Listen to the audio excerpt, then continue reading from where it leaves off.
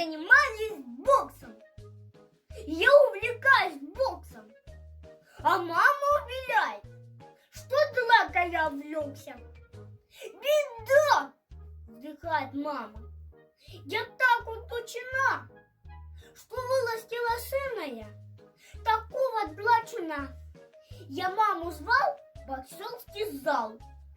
Она мне отказала. Нет, говорит, я не могу. Я бегу из зала. И завила прямо. На бокс смотреть плотина. Я говорю ей: мама, ты мыслишь не спортивно. Вот предстоит мне первый бой.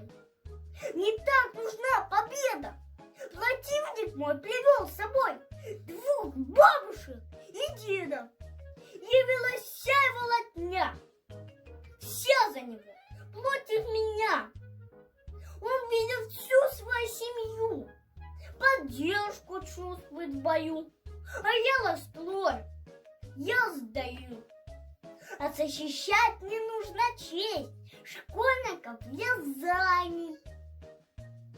Вдруг вижу, мама здесь. Сидит спокойно в зале. Сидит в 12-м ряду. А говорила не в пледу. Я вмиг почувствовал подъем. Сейчас противника побьем.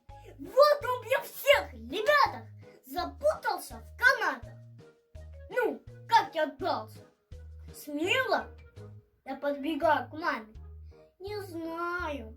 Сидела с закрытыми глазами.